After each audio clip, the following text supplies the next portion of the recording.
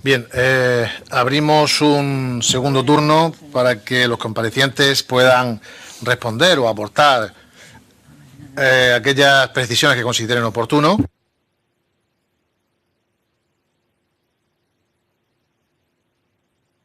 Bien, tiene la palabra en primer lugar la señora Francisca Baraza.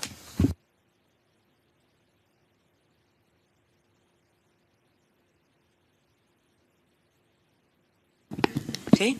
Sí.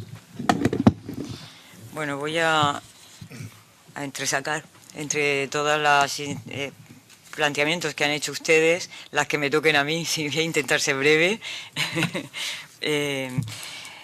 Bueno, de la intervención de la representante del Grupo Socialista, efectivamente, bueno, son 30 años, una dilatada historia.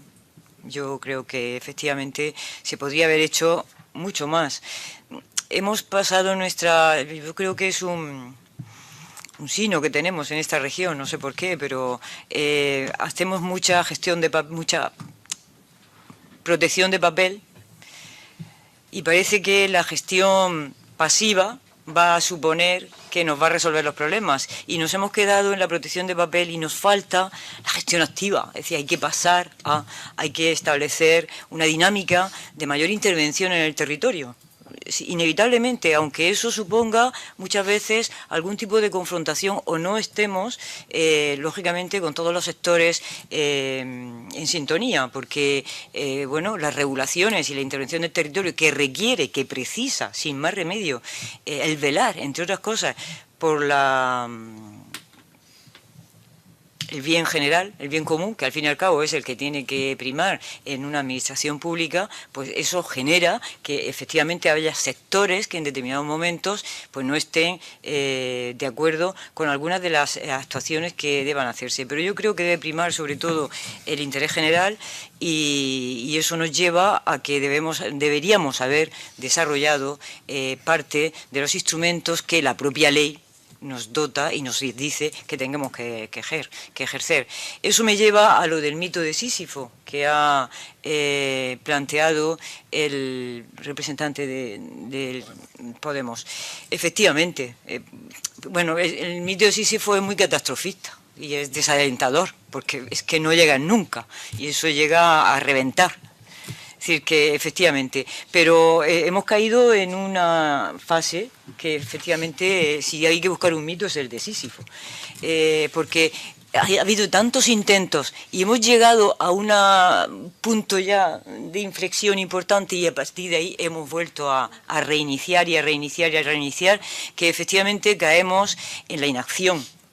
Y cuando una administración o unas administraciones públicas caen en la inacción, pues lógicamente se pueden generar situaciones que pueden derivar en consecuencias graves, como puede ser este caso, ¿no? Es decir, que aquí posiblemente la intervención de determinadas acciones o actuaciones de los sectores, no digo de uno que parece que es el que más peso tiene ahora, que es el agrícola, pero es que hay un proceso urbanístico importante que a lo mejor no se ha planificado adecuadamente y no se ha intervenido, y yo ahí también apelo a la responsabilidad de las administraciones locales, que parece que están olvidadas. Pero, repito, cuando yo he planteado mi exposición, las tres administraciones tienen su parte alícuota de responsabilidad. No solo una, la regional o la estatal, sino que también la local tiene mucho que ver, porque parte de los aspectos de desarrollo urbanístico muchas veces vienen de la demanda o de la gestión local. Entonces, yo creo que ¿por qué razón no salen las cosas? ¿Qué pasa con las cuestiones ambientales en esta región? Pues que se necesita, bueno, tomarse en serio que o la política ambiental es una política de peso, no solo la de infraestructuras, no solo la energética, no solo la de Hacienda, sino que la política ambiental tiene que ser una política transversal y tiene que ya por fin tener la relevancia y el peso que tiene que tener para una política de gobierno. Ha habido intentos también hemos pasado de una agencia de medio ambiente a una consejería, hemos pasado de ahí a direcciones generales. Es decir, que se requiere también repensar un poco desde la responsabilidad de las administraciones públicas y sobre todo de la administración regional, en este caso, qué política ambiental queremos desarrollar. Y todo eso pues nos induce a lo de Sísifo y a lo de muchas más cosas, ¿no? Entonces, creo que después de 30 años y después de tener la Agencia de Medio Ambiente, que fue el primer organismo ambiental que se creó en la administración pública, creo que fue en el 87, pues desde el 87, 88, que se inició la Agencia de Medio Ambiente hasta ahora, hemos pasado también por distintos vericuetos de sub y baja, de categoría o de rango administrativo por parte de las políticas ambientales, y es el momento de que también tomemos en serio que la política de medio ambiente forma parte importantísima del presente y del futuro de esta región, si queremos de verdad tener, invertir el dinero en algo positivo y no siempre en mitigar o subsanar errores o problemas que nos vienen derivados de errores anteriores. Es decir, que efectivamente gastarnos 4 millones en un filtro verde cuando no hemos cargado, yo qué sé, las zonas húmedas en otra época pues a lo mejor no procede, pero ahora mismo a lo mejor es lo único que podemos hacer, o una de las cosas que podemos hacer. Es decir, que hay otra cuestión que me gustaría plantear, y es que las políticas de medio ambiente no son cortoplacistas. Requerimos de una visión a largo plazo, y lo he indicado en mi intervención cuando hablaba de los principios rectores de la gestión integrada de zonas costeras. La aplicación de medidas, de actuaciones que tienen que ver con el medio ambiente, tienen que tener siempre una visión a largo plazo. Lo han dicho las profesoras aquí presentes, la laguna no se va a resolver en un año.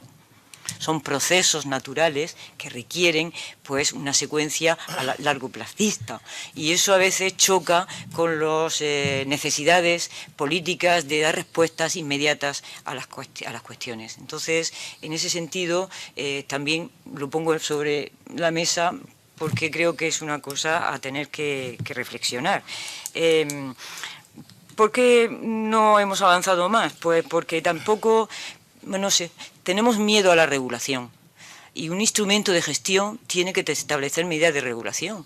Inevitablemente tenemos que llegar a regular los usos, y no solo a regular los usos, que al fin y al cabo estos instrumentos de gestión lo que establece son las reglas del juego a las que tenemos que atenernos en el territorio, igual que cuando se hace un plan de gestión municipal o urbanístico, establece una zonificación y una regulación de uso para cada parte y cada parcela del territorio. Pues en el ámbito ambiental pasa exactamente igual. Pero además de establecer unos usos en función de un estado de la cuestión, en función de un buen diagnóstico, tengo que establecer después mecanismos de control. Porque si regulo, pero no controlo, tampoco obtengo los resultados de los objetivos que me había planteado. Así que se requiere una buena diagnóstico, un establecimiento de medidas reguladoras y de acciones concretas, de proyectos, de filtros, de setos, de tal, pero una regulación de usos, y se requiere también un seguimiento y un control. Para eso, la secuencia completa. Por eso un plan de gestión comprende todos los aspectos. Si se nos queda cojo uno de estos aspectos, no llegaremos realmente a conseguir los objetivos que nos hemos planteado.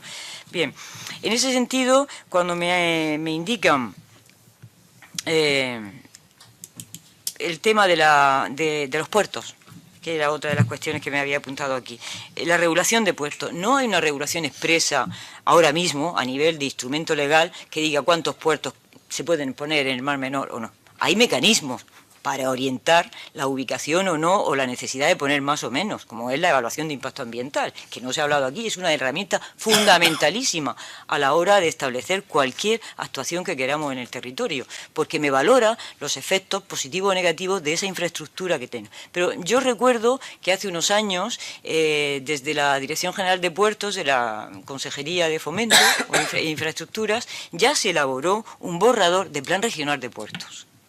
Necesitamos también saber el escenario en el que nos movemos. ¿Cuántos puertos necesita esta región? ¿Cuántos puertos deportivos, me refiero, queremos? ¿Cuántos son necesarios? Entonces, cuando hay un boom urbanístico, hay un boom de puertos. Porque como se mueve dinero, necesitamos...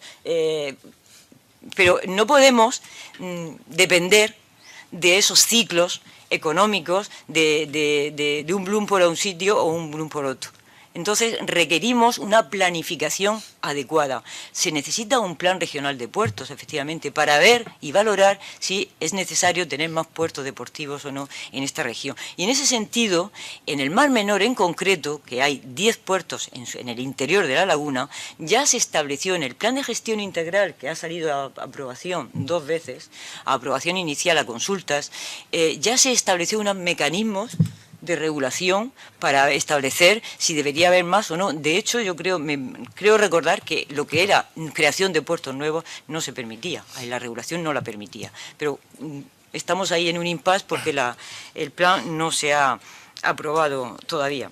Y en cuanto al decreto de medidas urgentes, bueno, pues su propia palabra lo dice, medidas urgentes. Es decir, que hay una parte del decreto de medidas urgentes que lo que habla es del Código de Buenas Prácticas Agrarias. Pero es que el Código de Buenas Prácticas Agrarias se tenía que haber aplicado desde el año 2001, que me parece que fue el primer plan de actuación que sacó la Consejería en base a la declaración de zona vulnerable. Es decir, que desde el año 2001 hemos tenido sucesivamente 3 planes de actuación para la zona vulnerable por nitratos que conllevaban un Código de Buenas Prácticas y una regulación de esas prácticas, que control al menos, más que regulación, había un control. Bueno, pues algo debe fallar para que no seamos eficientes en todos estos tipos de mecanismos que tenemos aprobados y que no dan los resultados que esperamos en base a los objetivos planteados. Y yo con eso le doy la palabra a mis compañeras por si ellas ilustran o aclaran un poco más las cosas. Sí, gracias, señora Baraza. Tiene la palabra la señora Jiménez. Vale, muchas gracias. Voy a empezar por responder a la señora Fernández con la pregunta sobre el estado de la laguna. Yo creo que un poco mi intervención ha quedado más o menos claro. La laguna está francamente mal. O sea, cuando sucesivamente se salían en los periódicos diciendo que bueno, que se estaba mejorando el estado de la laguna, ahora mismo estamos en un proceso en el que, como he dicho antes, había un salto de estado, había una alteración y una muerte masiva de la comunidad bentónica y el tema de la transparencia yo creo que ha llevado a algunos errores o a unas interpretaciones que no son reales. Yo creo que hay un ejemplo que puede ser muy visual. O sea, lo que ha pasado en el Mar Menor podría asimilarse a, por ejemplo, un incendio en un espacio natural con una superficie parecida, podría ser Sierra Espuña, que por mucho que queramos Sierra Espuña no tiene el valor ambiental que tiene el Mar Menor, pero bueno, imaginémonos que hay un incendio en el que al final, después de una serie de procesos, termina ardiendo el 85% de toda la fauna y flora de Sierra Espuña. O sea, toda la fauna y toda la flora, incluido los alruí. Y después de unos días, o sea, el humo que se ha creado sin que se termine de acabar el incendio, cuando está todavía en brasa, pues se va el humo y no creo que a ningún político ni a ningún científico se le ocurriese decir que porque se ha ido el humo hay una mejoría. Pues estamos en ese punto. La claridad de la agua que pudimos ver durante el año pasado y sobre todo eran consecuencias directas de las condiciones atmosféricas.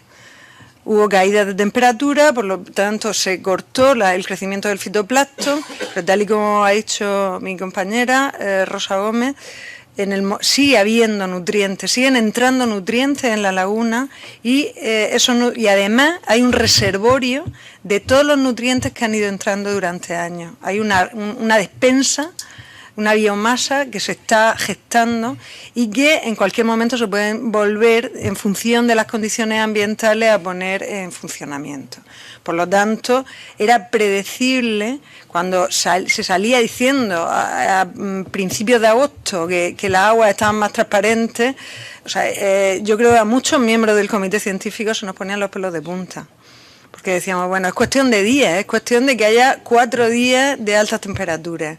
Y efectivamente ese fue el regalo para la Virgen de Agosto, creo que ya teníamos las aguas verdes. Dependiendo, también lo he dicho, esto podía haber pasado en el 2011 o podía haber pasado y hay cosas que nosotros no podemos controlar. No podemos controlar las condiciones atmosféricas. Por lo tanto, no sabemos cuándo va a haber una explosión más o menos virulenta de fitoplancton, pero sí que podemos controlar los nutrientes. Entonces, es la única manera de que el sistema empiece a cambiar, controlando la entrada de nutrientes y viendo a ver cómo se van procesando los nutrientes que ya están dentro de la laguna. Entonces, ¿cómo están el estado ambiental de las comunidades del Mar Menor? Pues ahora mismo todo el centro de la laguna, aquella cartografía que nos enseñaban, pues podría asimilarse a las condiciones de un ambiente portuario, con unos niveles de carga orgánica increíbles. Y lo que ha sobrevivido también está afectado. Entonces tenemos que nos puede llevar a error, porque realmente cuando nos dicen, también me han preguntado cómo están las praderas si hay una mejoría en las praderas. No hay una mejoría en las praderas, es que las praderas se están empezando a ver, las que han quedado. Las praderas que han conseguido sobrevivir de los procesos de eutrofización, del colapso que ha ido ocurriendo, se pueden ver cuando hay un poco de claridad, no que se haya crecido o que se haya mejorado, sino que ahora se ven. Pero la desgracia es que lo que ya no se ve, porque está un poco más profundo, está muerto. O sea, hay una situación muy, muy dramática en el Mar Menor. Yo en algún momento le planteé dentro del comité científico que no entendía cómo nos había declarado una situación de catástrofe natural, porque realmente eso es lo que hemos visto, una catástrofe natural. Entonces, el estado de la laguna es penoso, es catastrófico, y lo que sí es la parte buena es que es un sistema que tiene una fácil o una recuperación a medio plazo si se cumplen las condiciones. Peor sería si toda esta situación hubiese ocurrido en una pradera de Posidonia, donde la resiliencia, esa palabra que como han dicho, tanto nos gusta, es muchísimo más problemática. Y ahí también enlazo con la otra cuestión, que es el tema de abrir los canales o no, o el tema también del salmeroducto. Yo no soy partidaria del salmeroducto porque eso implica trasladar el vertido al mar Mediterráneo. Hay quien piensa que bueno, que llega al mar Mediterráneo y allí se difumina, pero si se asegura una denitrificación, de todas maneras, yo creo que aquí hay una problemática tanto legal como de riesgo ambiental. Actualmente estamos viendo, por ejemplo, los vertidos o los desagües de las depuradoras, que actualmente hay incluso algunos rotos y que terminan vertiendo o echando la materia orgánica encima de la pradera. Posidonia oceanica es uno de los ecosistemas más emblemáticos, más importantes a nivel global, a nivel mundial, porque por los servicios ecosistémicos que nos está dando, como retención de CO2 y como refugio de muchas especies. O sea, no voy a entrar ahí. Pero sí que es verdad que también es uno de los más frágiles. Posidonia oceanica está en el Mediterráneo porque también es pobre en nutrientes. Una de las características que define al mar Mediterráneo es que es pobre en nutrientes, si lo comparamos con otros mares. Y la entrada de nutrientes en el mar Mediterráneo y concretamente cerca de las praderas de Posidonia es asegurar la destrucción de la pradera de Posidonia. Y eso se ha visto, tenemos ejemplos muy claros, incluso en nuestra región, cuando hubo una planta de acuicultura en la costa de Águila, en la que su funcionamiento terminó matando cerca de 40 hectáreas de pradera de Posidonia. La muerte de pradera de Posidonia no tiene recuperación.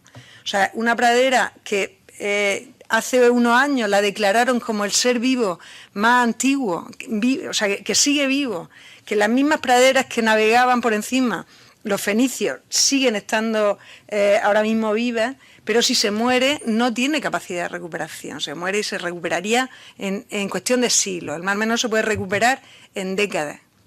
Pero la pradera, por lo tanto, trasladar el problema al mar Mediterráneo, yo creo que no es la solución, en ninguno de los casos. Y en cuanto a la apertura del canal, o sea, yo creo que hay, por lo que he comentado también antes, hay distintas consecuencias. Una cosa es que se estudie muy bien cuál ha sido la dinámica. Ahora mismo tenemos información y tenemos herramientas para modelizar cuál ha sido la dinámica entre el Mar Menor y el mar Mediterráneo.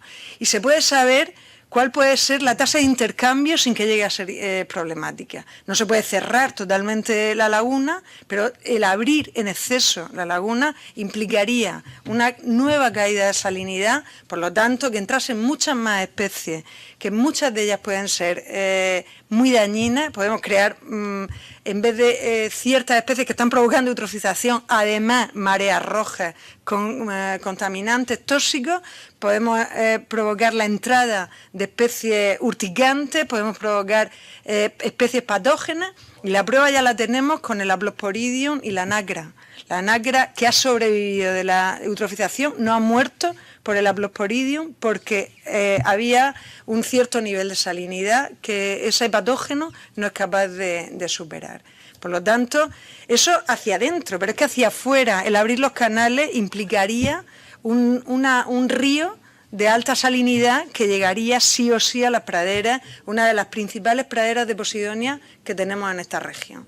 Y que ya, según me comentaban los expertos, otro Juan Manuel Ruiz, experto en praderas de Posidonia, que ya se están viendo los efectos de la salida de la conexión natural o bueno, la que existe actualmente, de la salida de esas masas de nutrientes procedentes del Mar Menor, y ya se están empezando a ver los efectos en la pradera que hay enfrente, ¿no? Entonces, tanto la regulación de los canales tiene que ser basada siempre en la modelización y en la información existente, y con mucho cuidado para evitar que haya una pérdida de salinidad. El trasladar el problema al Mediterráneo yo creo que nunca va a ser buena idea. Y luego, en cuanto al tema del proyecto de ley, con respecto al comité científico, lo que quiero decir es que el comité científico no ha funcionado en este año. Parece que en el último mes se está empezando a activar con un grupo de trabajo, pero no nos ha llegado al comité científico ni el proyecto de ley ni nada para que podamos analizarlo. Por lo tanto, no hemos informado sobre ello.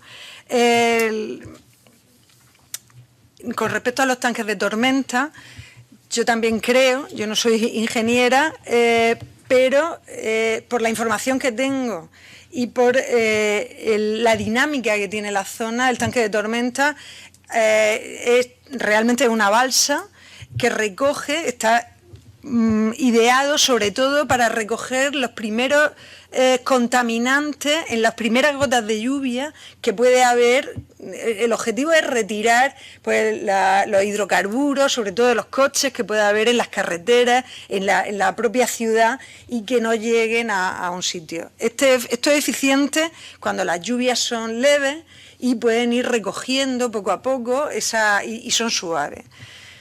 Cuando las lluvias son torrenciales y desbordan en mucho las pocas lluvias que tuvimos, o las lluvias que hubo el año pasado, a los 10 minutos ya habían desbordado los tanques de tormenta y incluso algunos los tuvieron que vaciar por miedo, yo creo que a que reventasen. No le veo mucho sentido cuando hay muchísimas cosas por hacer.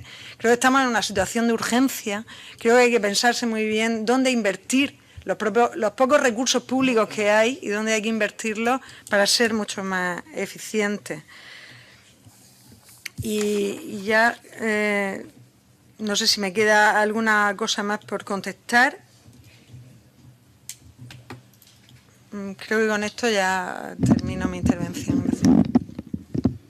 Muchas gracias, señora Jiménez.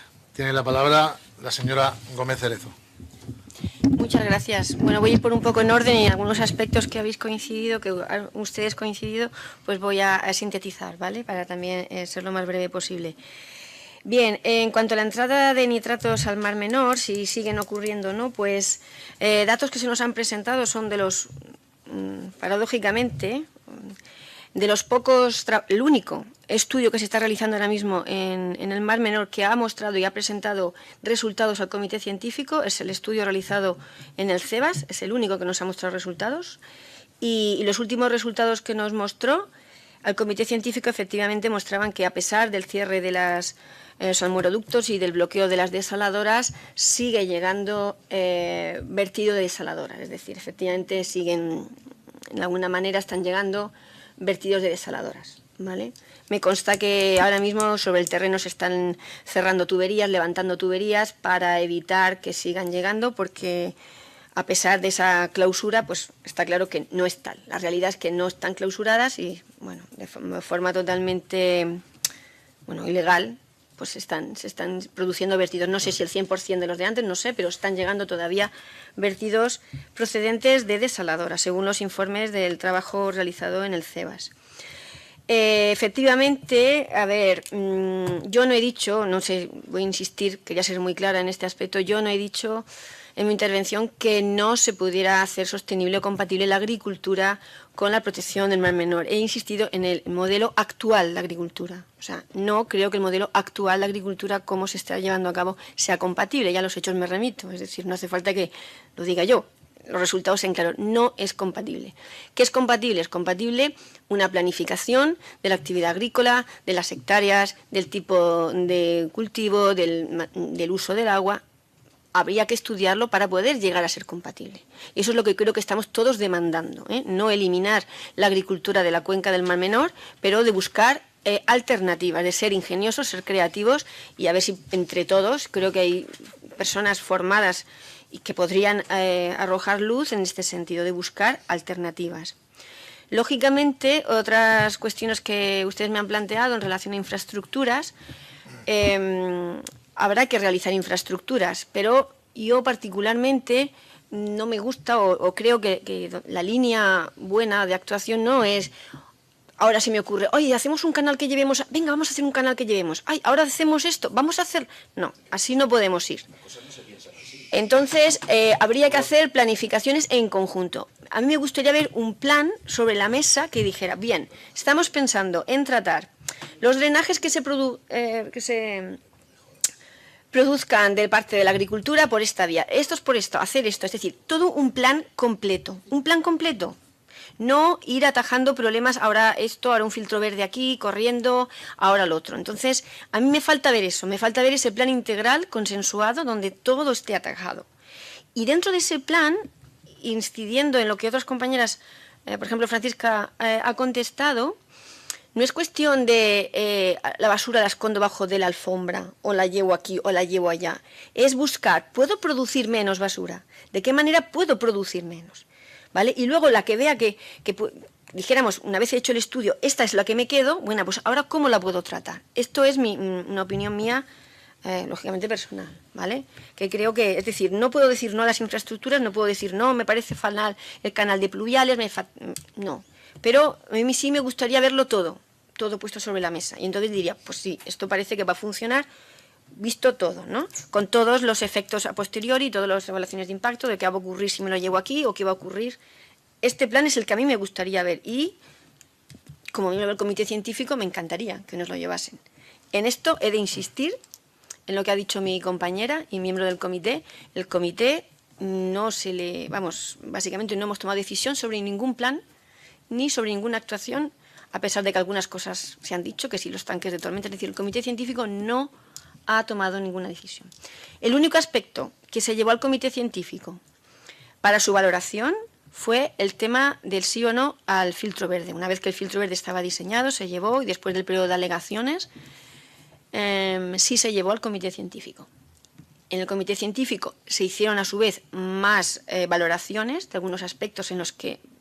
Pero en general vimos que, bueno, que era una medida que había que echar para adelante, dada la situación, y que, bueno, pues dentro de que no había otras opciones, se vio como una viable y que en un futuro, insisto, la viabilidad de un filtro verde, o sea, yo he trabajado con filtros verdes, las experiencias fuera, en la Albufera de Valencia, en otras zonas, en la Weymouth de l'Empordà, que también se han utilizado filtros verdes, todos los resultados son positivos, los filtros verdes funcionan.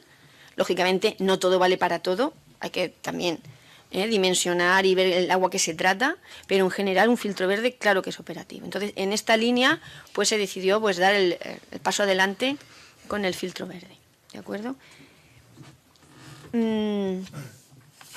El tema de la protección de las estructuras verdes, qué hacer y si tienen o no viabilidad, pues claro que sí, lo he comentado efectivamente.